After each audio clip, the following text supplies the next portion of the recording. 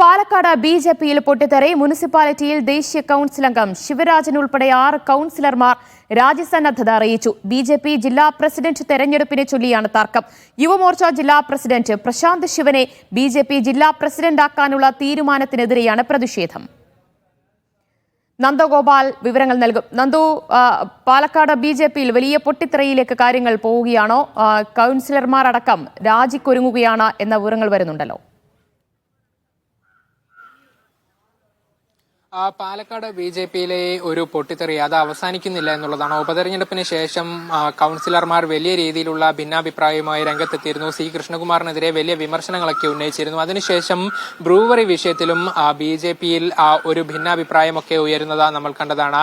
ഇപ്പോൾ വീണ്ടും ഈ ബിജെപി ജില്ലാ അധ്യക്ഷനെ തെരഞ്ഞെടുക്കുന്നതുമായി ബന്ധപ്പെട്ട വിഷയത്തിലാണ് ഒരു വിഭാഗം കൌൺസിലർമാരും നേതാക്കളും രംഗത്തെത്തിയിരിക്കുന്നത്. അതായത്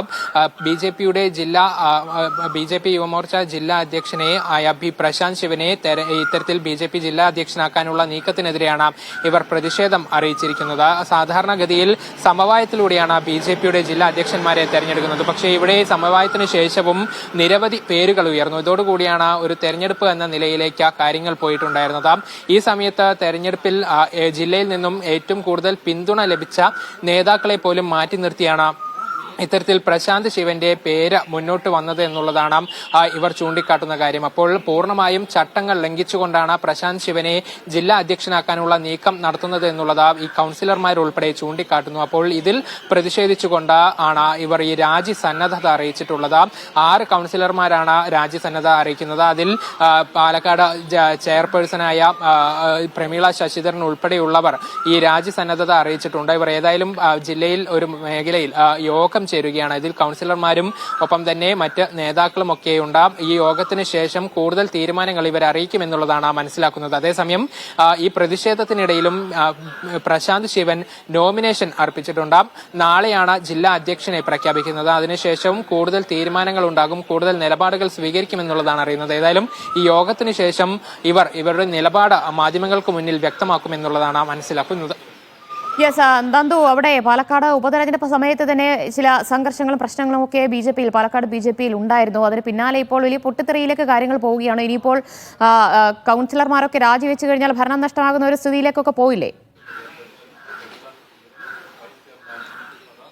നിലവിൽ 52 അംഗ കൌൺസിലാണ്. ഇതിൽ 28 അംഗങ്ങളാണ് ബിജെപിക്കുള്ളത്. ഇതിൽ 6 പേരാണ് നിലവിൽ ഇങ്ങനെ രാജി സന്നദ്ധത അറിയിച്ചിട്ടുള്ളത്. അങ്ങനെ വരുന്ന സമയത്ത് ഭരണം നഷ്ടപ്പെടുന്ന ഒരു നിലയിലേക്ക് കാര്യങ്ങൾ പോകില്ല എന്നുള്ളതാണ് മനസ്സിലാക്കുന്നത്. പക്ഷേ ഈ രാജിവെക്കുന്ന കൌൺസിലർമാർ മറ്റേതെങ്കിലും പാർട്ടിക്ക് പിന്തുണ നൽകിക്കൊണ്ട് രംഗത്ത് വന്നാൽ അത് വലിയ രീതിയിലുള്ള തിരിച്ചടിയാകും എന്നുള്ളതാണ് മനസ്സിലാക്കുന്നത്. UDF നിലവിൽ കൌൺസിലിൽ 17 അംഗങ്ങളുണ്ട്. അപ്പോൾ ഈ രാജിവെക്കുന്ന കൌൺസിലർമാർ കൂടെ UDF പിന്തുണയ്ക്കുകയാണെങ്കിൽ അത് വലിയൊരു അട്ടിമറിയായി മാറും എന്നുള്ളത് ഉറപ്പുള്ള കാര്യമാണ്. പ്രത്യേകിച്ചും സന്ദീപ് വാര്യരൊക്കെ പാർട്ടിയിൽ നിന്നും പുറത്തു പോയതിനു ശേഷം ഈ ഉപതെരഞ്ഞെടുപ്പിലുണ്ടായ പൊട്ടിത്തെറിക്ക് ശേഷം ഈ കൌൺസിലർമാരുമായി ചർച്ച നടത്താനുള്ള ഒരു നീക്കമൊക്കെ നടത്തിയിരുന്നു. അങ്ങനെ വരുന്ന സമയത്ത് വീണ്ടും ഇങ്ങനെ ഒരു സാധ്യത വരുമ്പോൾ സന്ദീപ് വാര്യരുമൊക്കെയായി ചർച്ച നടത്തി കോൺഗ്രസിനെ പിന്തുണയ്ക്കാനുള്ള ഒരു സാധ്യത കൂടി തള്ളിക്കളയാൻ പറ്റില്ല എന്നുള്ളതാണ്. അപ്പോൾ അങ്ങനെ വരികയാണെങ്കിൽ പാലക്കാട് ബിജെപിക്ക് ഭരണം നഷ്ടപ്പെടുന്ന ഒരു നിലയിലേക്ക് വരും. ഏതായാലും ഈ കാര്യത്തിലൊക്കെ ഭിന്നാഭിപ്രായം രേഖപ്പെടുത്തിയ കൌൺസിലർമാരുടെ നിലപാടാണ് വ്യക്തമാകേണ്ടത്. ഈ കാര്യങ്ങളൊക്കെ ചർച്ച ചെയ്തുകൊണ്ടുള്ള ഒരു യോഗം ഇപ്പോൾ പുരോഗമിച്ചുകൊണ്ടിരിക്കുകയാണ്. ഈ യോഗത്തിന് ശേഷമായിരിക്കും ഈ കാര്യത്തിലൊക്കെ ഒരു വ്യക്തത വരിക.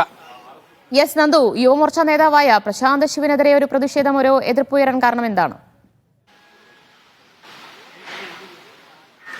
പൂർണ്ണമായും ചട്ടങ്ങൾ ലംഘിച്ചുകൊണ്ടാണ് പ്രശാന്ത് ശിവനെ ഇത്തരത്തിൽ ജില്ലാ അധ്യക്ഷ സ്ഥാനത്തേക്ക് തെരഞ്ഞെടുക്കുന്നത് എന്നുള്ളതാണ് ഈ പ്രതിഷേധം അറിയിച്ച കൌൺസിലർമാരും നേതാക്കളും പറയുന്നത്. അതായത് ഒരു 6 വർഷമെങ്കിലും യുവമോർച്ച അധ്യക്ഷൻ എന്ന സ്ഥാനത്തിരിക്കണം. ഒപ്പം പ്രായം അതും കണക്കിലെടുക്കണം എന്നുള്ളതാണ്. 45 വയസ്സ് മുതലുള്ള ആളുകളെയാണ് ജില്ലാ അധ്യക്ഷ സ്ഥാനത്തേക്ക് തെരഞ്ഞെടുക്കുന്നത്. പക്ഷേ ഇവിടെ ആ ചട്ടങ്ങളൊക്കെ ലംഘിച്ചുകൊണ്ടാണ് പ്രശാന്ത് ശിവനെ ഇങ്ങനെ തെരഞ്ഞെടുക്കുന്നത് എന്നുള്ളത് ഇവർ പറയുന്നു. അപ്പോൾ പോലും ചില ഇളവുകൾ പ്രശാന്ത് ശിവന് നൽകിയാലും മറ്റ് ചില നേതാക്കളുടെ പേരുകൾ കൂടെ ജില്ലാ അധ്യക്ഷ സ്ഥാനത്തേക്ക് ഇവിടെ നിന്നും പോയിട്ടുണ്ടായിരുന്നു. അവർക്ക് വലിയ പിന്തുണയും ലഭിച്ചിരുന്നു. അതായത് പ്രശാന്ത് ശിവനെക്കാളും കൂടുതൽ പിന്തുണ ആ നേതാക്കൾക്കൊക്കെ തന്നെ ലഭിക്കുകയും ചെയ്തിരുന്നു. പക്ഷേ അവരെയൊക്കെ പിന്നിലേക്ക് ആക്കിക്കൊണ്ടാണ് പ്രശാന്ത് ശിവന്റെ പേര് മുന്നോട്ട് വെച്ചിട്ടുള്ളത്. അപ്പോൾ അതാണ് വലിയ രീതിയിലുള്ള ഒരു പ്രതിഷേധത്തിന് ഇടയാക്കിയത്. ഏതായാലും ഇവർ ഈ ഒരു പ്രതിഷേധത്തിൽ നിന്നും പിന്നോട്ട് പോകില്ല, ഈ ഒരു പൊട്ടിത്തെറി അവസാനിക്കില്ല എന്നുള്ളതാണ്.